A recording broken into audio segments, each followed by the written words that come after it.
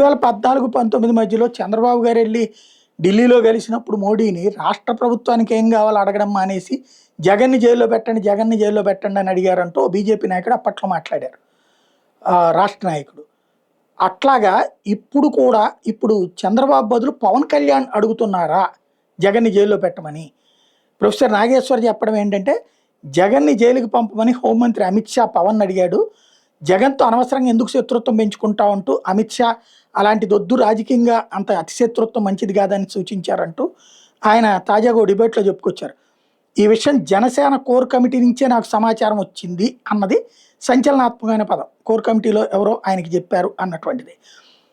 అంటే ఆ విధంగా జగన్ని అధిష్టానం కాపాడుతోంది, బీజేపీ అధిష్టానం కాపాడుతోంది అన్నటువంటిది వీళ్ళ నోటీస్కి వచ్చింది అన్నటువంటి పాయింట్ అనమాట.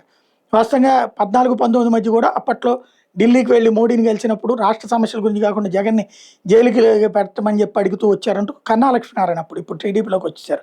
బీజేపీ రాష్ట్ర అధ్యక్షుడు సోమవీర్రాజు, కన్నా లక్ష్మీనారాయణ ఇద్దరు కూడా అప్పట్లో వ్యాఖ్యానించారు. ఈ దఫా ఆ పాత్రని పవన్ కళ్యాణ్ తీసుకున్నాడా అన్నటువంటిది $1 మిలియన్ ప్రశ్న. పవన్కి జగన్ మీద ద్వేషం ఉంది, కానీ జగన్ ఏదో విధంగా జైల్లో పెట్టేయాలన్నటువంటిది ఉంటుందా అనేది డౌట్.